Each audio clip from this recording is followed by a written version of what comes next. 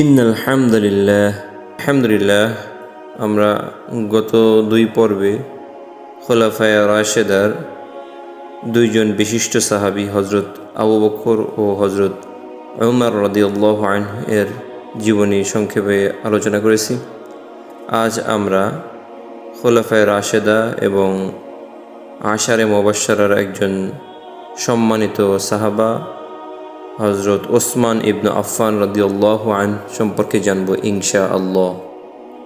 নাম ওসমান, কুনিয়াত আবু আমর, আবু আবদুল্লাহ, আবু লাইলা এবং লকব বা উপাধি যুন্নুরাইন। পিতা আফফান, মাতা আরওয়া বিনতু কুরাইশ বংশের উমাইয়া শাখার সন্তান। তার ঊর্ধ্বপুরুষ আবদে মানাফে গিয়ে রাসূলুল্লাহ সাল্লাল্লাহু আলাইহি সাল্লামের নসবের সাথে তার নসব মিলিত হয়েছে। তিনি খোলাফায়ে রাশেদার তৃতীয় খলিফা। তার নানি বাইদা বিনতু আব্দুল মুত্তালিব রাসূলুল্লাহ সাল্লাল্লাহু আলাইহি সাল্লামের ফুফু। জন্ম হস্তি সনের 6 বছর পরে 576 খ্রিস্টাব্দে। এই হিসাবে রাসূলুল্লাহ সাল্লাল্লাহু আলাইহি সাল্লাম থেকে তিনি 6 বছর ছোট।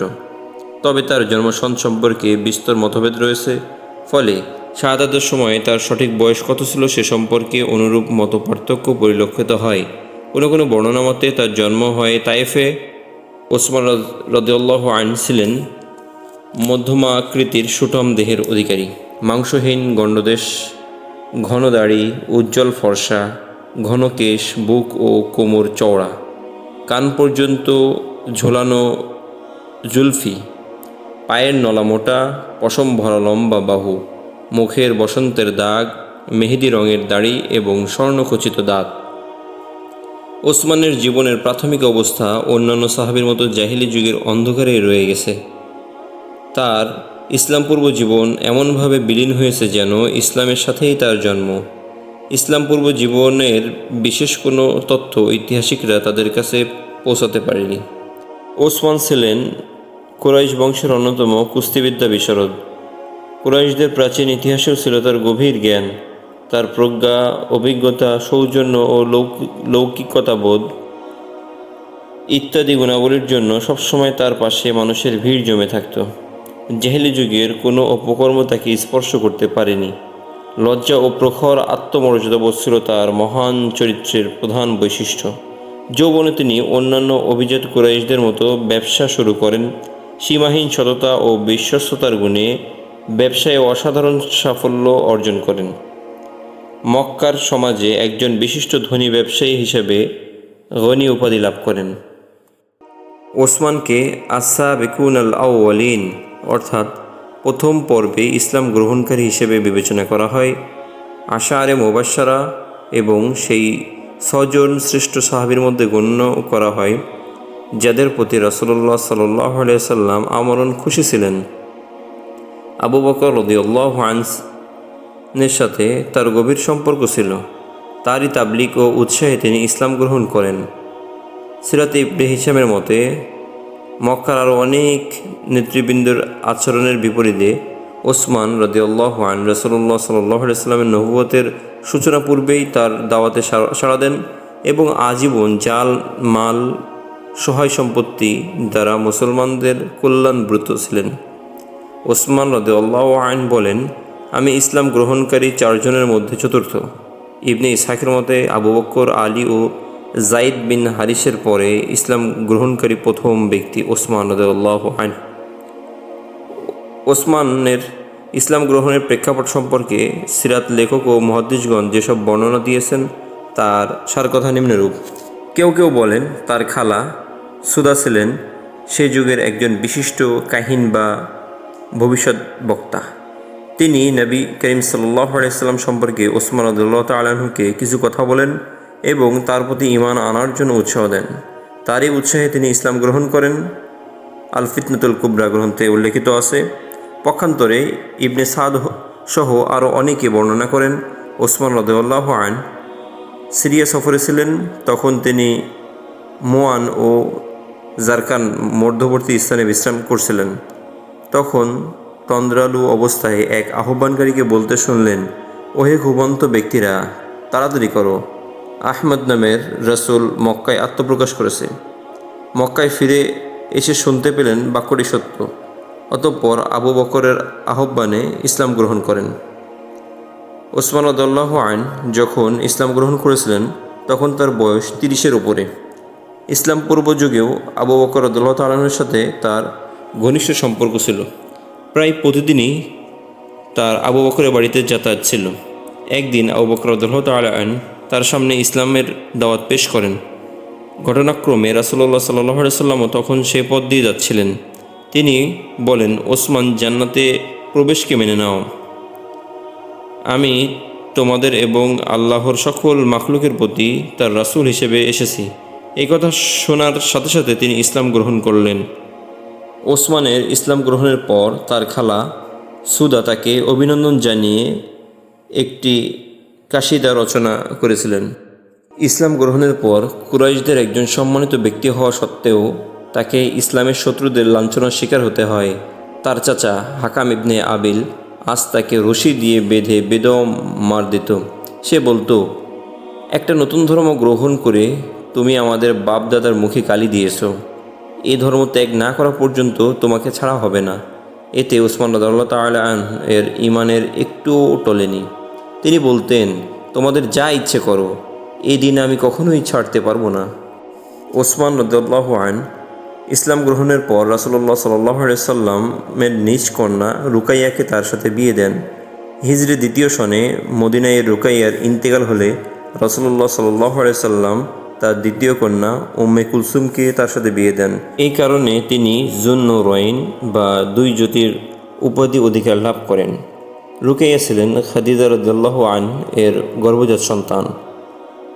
তার প্রথম শাদী হয় উতবা ইবনে আবি লাহাবের সাথে এবং উম্মে কুলসুমের শাদী হয় আবু লাহাবের দ্বিতীয় পুত্র উতাইবার সাথে। আবু লাহাব ছিল আল্লাহর নবীর কঠোর দুশমন। পবিত্র কোরআনের সূরা লাহাব নাজিল হওয়ার পর আবু লাহাব ও তার স্ত্রী উম্মে জামিল, হাম্মা, হাতাব তাদের পুত্রদ্বয়কে নির্দেশ দিল মুহাম্মাদের কন্যাদ্বয়কে তালাক দেওয়ার জন্য। তারা তালাক দিল। অবশ্য ইমাম সুয়ুতি মনে করেন, ইসলাম গ্রহণের পূর্বেই রুকাইয়ার সাথে ওসমান রাদিয়াল্লাহু তাআলা আনহু এর বিবাহ হয়েছিল। উপরোক্ত ঘটনার আলোকে সুয়ুতির মতামতটি গ্রহণযোগ্য মনে হয় না। নবুয়তের 5ম বছরে মক্কার মুশরিকদের অত্যাচারে অতিষ্ঠ হয়ে প্রথম যে দলটি হাবশায় হিজরত করেছিল তার মধ্যে ওসমান রাদিয়াল্লাহু তাআলা আনহু ও তার স্ত্রী রুকাইয়া রাদিয়াল্লাহু তাআলা আনহাও ছিলেন। হযরত আনাস রাদিয়াল্লাহু তাআলা আনহু বলেন, হাবশার মাটিতে প্রথম হিজরতকারী ওসমান রাদিয়াল্লাহু আনহু ও তার স্ত্রী নবী দুহিতা রুকাইয়া রাদিয়াল্লাহু আনহা। রাসূলুল্লাহ সাল্লাল্লাহু আলাইহি সাল্লাম দীর্ঘদিন তাদের কোনো খোঁজখবর না পেয়ে ভীষণ উৎকণ্ঠিত হয়ে পড়েন। সেই সময় এক যুবক মহিলা হাবশা থেকে মক্কায় এলো। তার কাছে রাসূলুল্লাহ সাল্লাল্লাহু আলাইহি সাল্লাম তাদের দুজনের কুশল জিজ্ঞাসা করলেন। সে সংবাদ দেয়, আমি দেখেছি রুকাইয়া গাধার উপর সওয়ার হয়ে আছে এবং ওসমান গাধাটি তাড়িয়ে নিয়ে যাচ্ছে। রাসূলুল্লাহ সাল্লাল্লাহু আলাইহি সাল্লাম তার জন্য দোয়া করেন, আল্লাহ তার সহায় হন। লূত আলাইহিস সালামের পর ওসমান রাদিয়াল্লাহু আনহু আল্লাহর রাস্তায় পরিবার পরিজন সহ প্রথম হিজরতকারী। হাবশায় অবস্থানকালে তার সন্তান আবদুল্লাহ জন্মগ্রহণ করে এবং এ ছেলের নাম অনুসারে তার কুনিয়াত হয় আবি আবদুল্লাহ। হিজরি 4র্থ সনে আবদুল্লাহ মারা যায়। রুকাইয়ার সাথে তার দাম্পত্য জীবন খুব সুখে শান্তিতে হয়েছিল। লোকেরা বলাবলি করত, কেউ যদি সর্বোত্তম জুটি দেখতে চায় সে যেন ওসমান ও রুকাইয়াকে দেখে। ওসমান রাদিয়াল্লাহু আনহু বেশ কিছুদিন হাবশায় অবস্থান করেন। অতঃপর মক্কায় ফিরে আসেন। এই গুজব শুনে যে মক্কার নেতৃবৃন্দ ইসলাম গ্রহণ করেছেন। রাসূলুল্লাহ সাল্লাল্লাহু আলাইহি ওয়াসাল্লামের মদিনায় হিজরতের পর আবার তিনি মদিনায় হিজরত করেন। এভাবে তিনি জুল হিজরতাইন 2 হিজরতের অধিকারী হন। একমাত্র বদর ছাড়া সকল যুদ্ধে তিনি রাসূলুল্লাহ সাল্লাল্লাহু আলাইহি ওয়াসাল্লামের সাথে অংশগ্রহণ করেছেন। রাসূলুল্লাহ সাল্লাল্লাহু আলাইহি ওয়াসাল্লাম যখন বদর যুদ্ধে রওনা হন, রুকাইয়া তখন রোগশয্যায়। রাসূলুল্লাহ সাল্লাল্লাহু আলাইহি ওয়াসাল্লাম নির্দেশে ওসমান রাদিয়াল্লাহু তাআলা আনহু পীড়িত স্ত্রীর সেবায়ের জন্য মদিনায় থেকে যান। বদরের বিজয়ের খবর যেদিন মদিনায় এসে পৌঁছল সেদিনই রুকাইয়া ইন্তেকাল করেন। রাসূলুল্লাহ সাল্লাল্লাহু আলাইহি ওয়াসাল্লাম ওসমান রাদিয়াল্লাহু তাআলা আনহুর জন্য বদরের যোদ্ধাদের মতো সওয়াব ও গনিমতের অংশ ঘোষণা করেন। এই হিসেবে পরোক্ষভাবে তিনিও বদরি সাহাবী ছিলেন।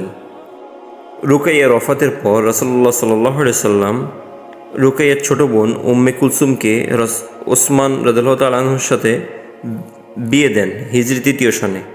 একটি বর্ণনায় জানা যায়, আল্লাহর নির্দেশে রাসূলুল্লাহ সাল্লাল্লাহু আলাইহি সাল্লাম উম্মে কুলসুমকে ওসমান রাদিয়াল্লাহু তাআলা আনহুর সাথে বিয়ে দেন।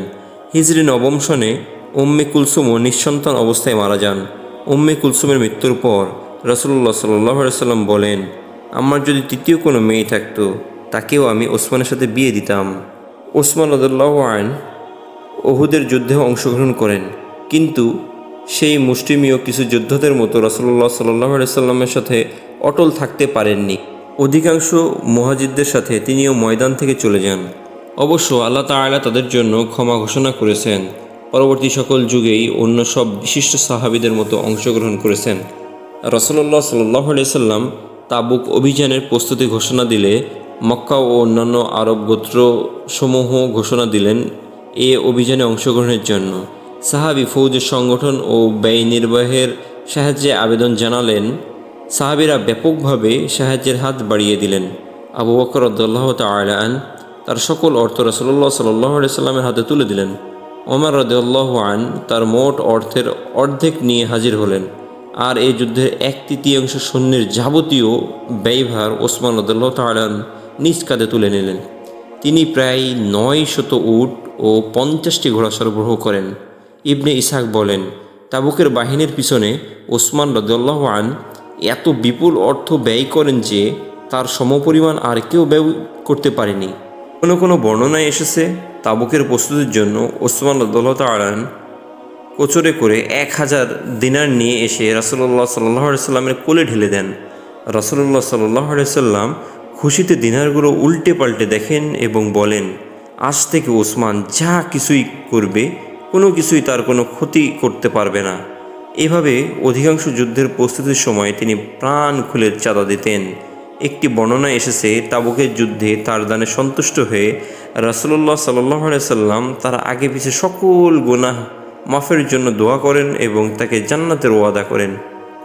হুদাইবিয়ার ঘটনা। রাসূলুল্লাহ সাল্লাল্লাহু আলাইহি সাল্লাম ওমরকে ডেকে বললেন, তুমি মক্কায় যাও, মক্কার নেতৃবৃন্দকে আমার আগমনের উদ্দেশ্য অবহিত করো। ওমর বিনীত হয়ে বললেন, ইয়া রাসূলুল্লাহ সাল্লাল্লাহু আলাইহি সাল্লাম, কুরাইশদের কাছ থেকে আমার জীবনের আশঙ্কা করছি। আপনি জানেন তাদের সাথে আমার দুশমনী কতখানি। আমি মনে করি ওসমানই এই কাজে উপযুক্ত। রাসূলুল্লাহ সাল্লাল্লাহু আলাইহি সাল্লাম ওসমানকে ডাকলেন। আবু সুফিয়ান ও অন্যান্য কুরাইশ নেতৃবৃন্দের নিকট এই পয়গাম সহ ওসমানকে পাঠালেন যে, আমরা যুদ্ধ নয় বরং বাইতুল্লাহ জিয়ারতের উদ্দেশ্যে এসেছি। রাসূলুল্লাহ সাল্লাল্লাহু আলাইহি সাল্লামের পায়গাম নিয়ে ওসমান মক্কায় পৌঁছলেন। সর্বপ্রথম আবান ইবনে সাইদ ইবনে আস এর সাথে তার দেখা হয়। আবান তাকে নিরাপত্তা দেন। আবানকে সঙ্গে নিয়ে তিনি কুরাইশ নেতৃবৃন্দের সাথে দেখা করে রাসূলুল্লাহ সাল্লাল্লাহু আলাইহি সাল্লামের পয়গাম পৌঁছে দেন। তারা ওসমানকে বলে, তুমি ইচ্ছে করলে তাওয়াফ করতে পারো। কিন্তু ওসমান তাদের এ প্রস্তাব প্রত্যাখ্যান করে বলেন, আল্লাহ রাসূল সাল্লাল্লাহু আলাইহি সাল্লাম যতক্ষণ তাওয়াফ না করেন আমিও তাওয়াফ করতে পারি না। কুরাইশরা তার এই কথায় ক্রুদ্ধ হয়ে তাকে আটক করে। কোনো বর্ণনা এসেছে, ওসমানকে তারা 3 দিন আটকে রাখে। এদিকে হুদাইবিয়ার মুসলিম শিবিরে গুজব পড়ে যায় ওসমানকে শহীদ করা হয়েছে। রাসূলুল্লাহ সাল্লাল্লাহু আলাইহি সাল্লাম ঘোষণা করেন, ওসমানের রক্তের বদলা না নিয়ে আমরা প্রত্যাবর্তন করব না। রাসূলুল্লাহ সাল্লাল্লাহু আলাইহি সাল্লাম নিজের ডান হাতটি বাম হাতের উপর রেখে বলেন, হে আল্লাহ, এ বায়াত ওসমানের পক্ষ থেকে। সে তোমার ও তোমার রাসূলের কাজে মক্কায় গেছে। ওসমান মক্কা থেকে ফিরে এসে বায়াতের কথা জানতে পারেন। তিনি নিজেও রাসূলুল্লাহ সাল্লাল্লাহু আলাইহি সাল্লামের হাতে বায়াত করেন। ইতিহাসে এ ঘটনা বায়াতুর রিদওয়ান, বায়াতুশ শাজারা ইত্যাদি নামে খ্যাত রয়েছে। পবিত্র কোরআনে এ বায়াতের প্রশংসা করা হয়েছে। রাসূলুল্লাহ সাল্লাল্লাহু আলাইহি সাল্লামের ওফাতের পর যখন আবু বকর রাদিয়াল্লাহু আনহুর হাতে বায়াত নেওয়া হচ্ছিল, ওসমান রাদিয়াল্লাহু আনহু সংবাদ পেয়ে খুব দ্রুত সেখানে যান এবং আবু বকর রাদিয়াল্লাহু তাআলা আনহুর হাতে বায়াত করেন। মৃত্যুকালে আবু বকর ওসমানকে খলিফা মনোনীত করে এ অঙ্গীকার পত্রটি লিখে যান, তার লেখক ছিলেন ওসমান রাদিয়াল্লাহু তাআলা আনহু। খলিফা ওমরের হাতেই তিনি সর্বপ্রথম বায়াত করেন। ওমর রাদিয়াল্লাহু তাআলা আনহু ছুরিকাঘাত হয়ে যখন মৃত্যুশয্যায়, তার কাছে দাবি করা হলো পরবর্তী খলিফা নির্বাচনের জন্য। কিন্তু তিনি ইতস্তত করে বললেন, আমি যদি খলিফা বানিয়ে যাই তবে তার দৃষ্টান্ত অবশ্যই আছে, যেমনটি করেছেন আমার থেকেও এক উত্তম ব্যক্তি অর্থাৎ আবু বকর রাদিয়াল্লাহু আনহু। আর যদি নাও বানাই তারও দৃষ্টান্ত আছে, যেমনটি করেছেন তার থেকে উত্তম এক ব্যক্তি অর্থাৎ রাসূলুল্লাহ সাল্লাল্লাহু আলাইহি সাল্লাম। তিনি আরও বলেন, আমি উবাইদা জীবিত থাকলে তাকেই খলিফা বানিয়ে যেতাম। আমার রব আমাকে জিজ্ঞেস করলে বলতাম, আপনার নবীকে আমি বলতে শুনেছি তিনি এই উম্মতের আমির বা পরম বিশ্বাসী ব্যক্তি। যদি আবু হুজাইফার আজাদকৃত দাস সালেমও আজ জীবিত থাকত, তাকেও খলিফা বানিয়ে যেতে পারতাম। আমার রব জিজ্ঞেস করলে বলতাম, আপনার নবীকে আমি বলতে শুনেছি সালেম বড় আল্লাহ প্রেমিক। এক ব্যক্তি তখন বলল, আবদুল্লাহ ইবনে ওমর তো আছে। তিনি বলে উঠলেন, আল্লাহ তোমার অমঙ্গল করুন, কসম আল্লাহর। খেলাফতের দায়িত্বের মধ্যে যদি ভালো কিছু থাকে, আমার বংশ থেকে আমি তা লাভ করেছি, আর যদি তা মন্দ হয় তাও আমরা পেয়েছি। ওমরের বংশের এক ব্যক্তির হিসাব নিকাশই এই জন্য যথেষ্ট। আমি আমার নিজের নফসের বিরুদ্ধে সংগ্রাম করেছি, আমার পরিবার বর্গকে মাহরুম করেছি, কোনো পুরস্কারও নয় এবং কোনো তিরস্কারও নয়। এমনভাবে যদি আমি কোনো মতে রেহাই পাই, নিজেকে সৌভাগ্যবান মনে করব। যখনই একই কথা তার কাছে আবার বলা হলো, তিনি আলী রাদিয়াল্লাহু তাআলা আনহুর দিকে ইঙ্গিত করে বললেন, তোমাদেরকে হকের উপর পরিচালনার জন্য তিনিই যোগ্য। তবে আমি জীবিত ও মৃত উভয় অবস্থায় এই দায়িত্ব বহন করতে রাজি নয়। তোমাদের সামনে এই একটি দল আছেন যাদের সম্পর্কে রাসূলুল্লাহ সাল্লাল্লাহু আলাইহি ওয়াসাল্লাম বলেছেন তারা জান্নাতের অধিবাসী। তারা হলেন আবদে মানাফের দুই পুত্র আলী ও ওসমান, রাসূলুল্লাহ সাল্লাল্লাহু আলাইহি ওয়াসাল্লামের দুই মাতুল আব্দুর রহমান ও সাদ, রাসূলুল্লাহ সাল্লাল্লাহু আলাইহি ওয়াসাল্লামের হাওয়ারি ও ফুফাতো ভাই জুবায়ের ইবনু আওয়াম এবং তালহা। তাদের যে কোনো একজনকে খলিফা নির্বাচিত করবে। তাদের যে কেউ খলিফা নির্বাচিত হলে তোমরা তাকে সাহায্য করবে, তার সাথে সুন্দর আচরণ করবে। তিনি যদি তোমাদের কারোর উপর কোনো দায়িত্ব অর্পণ করে, যথাযথভাবে তোমরা তা পালন করবে। ওমর রাদিয়াল্লাহু আনহু উল্লেখিত দলটির সদস্যদের ডেকে বললেন, আপনাদের ব্যাপারে আমি ভেবে দেখেছি, আপনারা জনগণের নেতা ও পরিচালক। খেলাফতের দায়িত্বটি আপনাদের মধ্যে থাকা উচিত। আপনাদের প্রতি সন্তুষ্ট অবস্থায় রাসূলুল্লাহ সাল্লাল্লাহু আলাইহি ওয়াসাল্লাম ইন্তেকাল করেছেন। আপনারা ঠিক থাকলে জনগণের ব্যাপারে আমার কোনো ভয় নেই। তবে আপনাদের পারস্পরিক বিবাদকে আমি ভয় করি, জনগণ তাতে দ্বিধাবিভক্তিতে পড়ে যাবে। তিনি নির্বাচনের সময় নির্ধারণ করেছিলেন তার মৃত্যুর পর 3 দিন 3 রাত্রি। মিকদাদ ইবনুল আসওয়াদকে বললেন, আমাকে কবরে শায়িত করার পর এই দলটিকে একত্র করবে এবং তারা তাদের মধ্য থেকে একজনকে নির্বাচন করবে। সোহাইবকে বললেন, 3 দিন তুমি নামাজের জামাতের ইমামতি করবে। আলী, ওসমান, সাদ, আব্দুর রহমান, জুবায়ের ও তালহার কাছে যাবে। যদি তালহা মদিনায় থাকে, তালহা তখন মদিনার বাইরে ছিলেন, তাদেরকে এক স্থানে সমবেত করবে। আবদুল্লাহ ইবনে ওমরকেও হাজির করবে, তবে খেলাফতের কোনো হক তার নেই। তাদের প্রতি তীক্ষ্ণ দৃষ্টি রাখবে। তাদের 5 জন যদি কোনো একজনের ব্যাপারে একমত হয় এবং একজন দ্বিমত পোষণ করে, তরবারি দিয়ে তার কল্লা কেটে ফেলবে। আর যদি 4 জন একমত হয় এবং 2 জন অস্বীকার করে, তবে সে 2 জনের কল্লা উড়িয়ে দিবে। আর যদি 3 জন করে ও 2 ভাগে ভাগ হয়ে যায়, আবদুল্লাহ বিন ওমর যে পক্ষে সমর্থন করবে তারা তাদের মধ্য থেকে একজনকে নির্বাচন করবে। অন্য পক্ষ যদি আবদুল্লাহ বিন ওমরের সিদ্ধান্ত না মানে, তাহলে আব্দুর রহমান বিন আউফ যে দিকে থাকবে তোমরা সেদিকে থাকবে। বিরোধীরা যদি জনগণের সিদ্ধান্ত না মানে, তাহলে তাদেরকে মানতে বাধ্য করবে। ওমরকে দাফন করার পর মিকদাদ বিন আসওয়াদ শুরার সদস্যদের মিসওয়ার ইবনুল মাখরামা মতান্তরে আয়েশা রাদিয়াল্লাহু তাআলা আনহার হুজরাতে একত্রিত করলেন। তারা 5 জন। তালহা তখনও মদিনার বাইরে। তাদের সাথে যুক্ত হলেন আবদুল্লাহ বিন ওমর। বাড়ির দরজায় প্রহরী নিয়োগ করা হলো আবু তালহাকে। বিষয়টি নিয়ে দীর্ঘ আলোচনা ও তুমুল বাকবিতণ্ডা হলো। এক পর্যায়ে আব্দুর রহমান বললেন, তোমাদের মধ্যে এমন কে আছো যে তার দাবি ত্যাগ করতে পারো এবং তোমাদের উত্তম ব্যক্তিকে নির্বাচনের দায়িত্ব আমার উপর অর্পণ করতে পারো?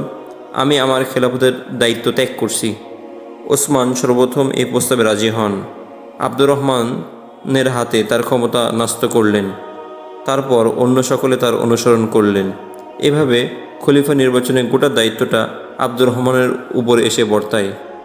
আব্দুর রহমান রাদিয়াল্লাহু আনহু দিন রাত রাসূলুল্লাহ সাল্লাল্লাহু আলাইহি সাল্লামের অন্য সব সাহাবী, মদিনায় অবস্থানরত সকল সেনা অফিসার, সম্ভ্রান্ত ব্যক্তিবর্গ সহ সকল স্তরের জনপ্রতিনিধির সাথে আলোচনা করলেন।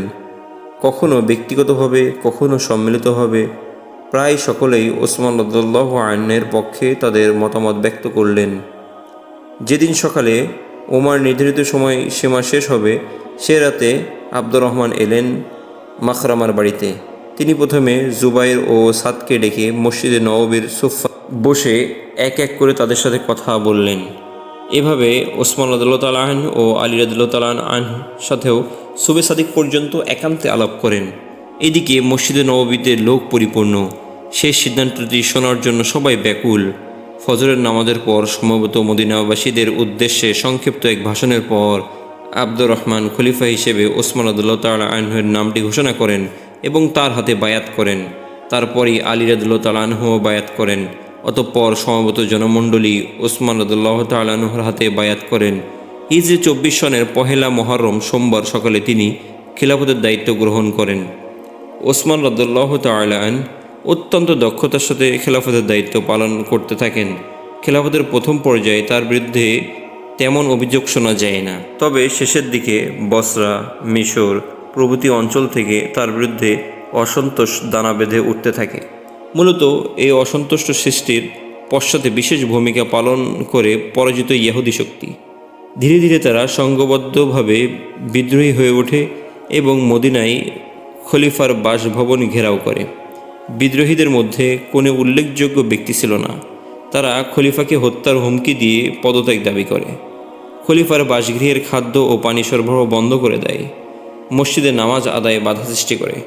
এক পর্যায়ে তারা খলিফার বাড়িতে ঢুকে পড়ে এবং রোজা অবস্থায়, কোরআন তেলাওয়াতরত অবস্থায় বৃদ্ধ খলিফাকে হত্যা করে। ইন্না লিল্লাহি ওয়া ইন্না ইলাইহি রাজিউন। এই ঘটনা সংঘটিত হয় হিজরি 35 সনের 18 জিলহজ শুক্রবার আসর নামাজের পর। রাসূলুল্লাহ সাল্লাল্লাহু আলাইহি সাল্লাম ওফাত ও ওসমানের শাহাদাতের মধ্যে 25 বছরের ব্যবধান। 12 দিন কম 12 বছর তিনি খিলাফতের দায়িত্ব পালন করেন। জান্নাতুল বাকির হাসরে কাউকাব নামক অংশে তাকে দাফন করা হয়। মাগরিব ও ইশার মাঝামাঝি সময়ে তার দাফন কার্য সমাধা হয়। জুবাইর ইবনু মুতিম রাদিয়াল্লাহু তাআলা আনহু তার জানাজার ইমামতি করেন। কাবুল থেকে মরক্কো পর্যন্ত বিশাল খিলাফতের কর্ণধারের জানাজার মাত্র 70 জন লোক অংশগ্রহণ করেছিল। মৃত্যুকালে তার বয়স কত হয়েছিল সে সম্পর্কে মত পার্থক্য রয়েছে, তবে 82 থেকে 90 বছরের মধ্যে ছিল। খলিফা ওসমান রাদিয়াল্লাহু আনহু বিদ্রোহীদের দ্বারা ঘেরাও হওয়ার পর ইচ্ছা করলে তাদের নির্মূল করতে পারতেন। অন্যান্য সাহাবীরা সেজন্য প্রস্তুত ছিলেন, কিন্তু ওসমান রাদিয়াল্লাহু আনহু নিজের জন্য কোনো মুসলিমের রক্ত ঝরাতে চাননি। তিনি চাননি মুসলমানদের মধ্যে রক্তপাতের সূচনাকারী হতে। প্রকৃতপক্ষে এমন এক নাজুক মুহূর্তে ওসমান রাদিয়াল্লাহু আনহু যে কর্মপদ্ধতি অবলম্বন করেন তা একজন খলিফা ও একজন বাদশার মধ্যে যে পার্থক্য তা স্পষ্ট করে তোলে। তার স্থলে যদি কোনো বাদশা হতো, নিজের ক্ষমতা টিকিয়ে রাখতে যে কোনো কৌশল প্রয়োগ করতে দ্বিধাবোধ করতো না, তাতে যত ক্ষতি বা ধ্বংসই হোক না কেন। কিন্তু তিনি ছিলেন খোলাফায়ে রাশেদা, আশারে মুবাশশারের একজন সম্মানিত ব্যক্তি। নিজের জীবন দেওয়াকে তুচ্ছ মনে করেছেন, তবুও যেন এমন সম্মান বিনষ্ট না হতে পারে যা একজন মুসলিমের সব কিছু থেকে প্রিয় হওয়া উচিত। ইসলামের জন্য ওসমান রাদিয়াল্লাহু আনহু এর অবদান মুসলিম জাতি কোনোদিন ভুলতে পারবে না। ইসলামের সেই সংকটকালে আল্লাহর রাস্তায় তিনি যেভাবে খরচ করেছেন, অন্য কোনো ধনাঢ্য মুসলিমের মধ্যে তার কোনো নজির নেই। তিনি বিস্তর অর্থের বিনিময়ে ইয়াহুদি মালিকানাধীন বীরে রোমা কূপটি খরিদ করে মদিনার মুসলমানদের জন্য ওয়াকফ করেছিলেন। বিনিময়ে রাসূলুল্লাহ সাল্লাল্লাহু আলাইহি সাল্লাম তাকে জান্নাতের অঙ্গীকার করেন। ভাগ্যের নির্মম পরিহাস। যিনি একদিন বীরে রুমা ওয়াকফ করে মদিনাবাসীদের পানি কষ্ট দূর করেছিলেন, তার বাড়িতেই সেই কূপের পানি বন্ধ করে দেওয়া হয়েছিল। সেই ঘেরাও অবস্থায় একদিন তিনি জানালা দিয়ে মাথা বের করে মদিনাবাসী স্মরণ করিয়ে দিয়ে বলেছিলেন, রাসূলুল্লাহ সাল্লাল্লাহু আলাইহি সাল্লামের নির্দেশে আমি বীরে রুমা খরিদ করে সর্বসাধারণের জন্য ওয়াকফ করেছি। আজ সেই কূপের পানি থেকেই তোমরা আমাকে বঞ্চিত করলে। আমি আজ পানির অভাবে ময়লা পানি দিয়ে ইফতার করেছি। ওসমান রাদিয়াল্লাহু তাআলা আনহু ফজিলত ও মর্যাদা সম্পর্কে রাসূলুল্লাহ সাল্লাল্লাহু আলাইহি সাল্লাম হতে যত হাদিস বর্ণিত হয়েছে তার সার কথা তিনি রাসূলুল্লাহ সাল্লাল্লাহু আলাইহি সাল্লামের অত্যন্ত প্রিয় ছিলেন। রাসূলুল্লাহ সাল্লাল্লাহু আলাইহি সাল্লামের নিকটতম ব্যক্তিদের মধ্যে তার বিশেষ স্থান ছিল। রাসূলুল্লাহ সাল্লাল্লাহু আলাইহি ওয়াসাল্লাম বারবার তাকে জান্নাতের খোঁজখবর দিয়েছিলেন। নবী করিম সাল্লাল্লাহু আলাইহি সাল্লাম বলেছেন, প্রত্যেক ব্যক্তিরই বন্ধু থাকে, জান্নাতে আমার বন্ধু হবে ওসমান। আব্দুল্লাহ ইবনে ওমর বলেন, নবী করিম সাল্লাল্লাহু আলাইহি সাল্লাম সময়ে মুসলিমরা আবু বকর, ওসমান ও উমর সকলের থেকে অধিক মর্যাদাবান বলে মনে করতেন। তাছাড়া অন্য কোনো সাহাবীকে বিশেষ কোনো মর্যাদা দেওয়া হতো না। ওসমান রাদিয়াল্লাহু আনহু রাসূলুল্লাহ সাল্লাল্লাহু আলাইহি সাল্লামের সময়ে কাতিবে ওহী লেখক ছিলেন। সিদ্দিক ও ফারুকের যুগে তিনি পরামর্শদাতা।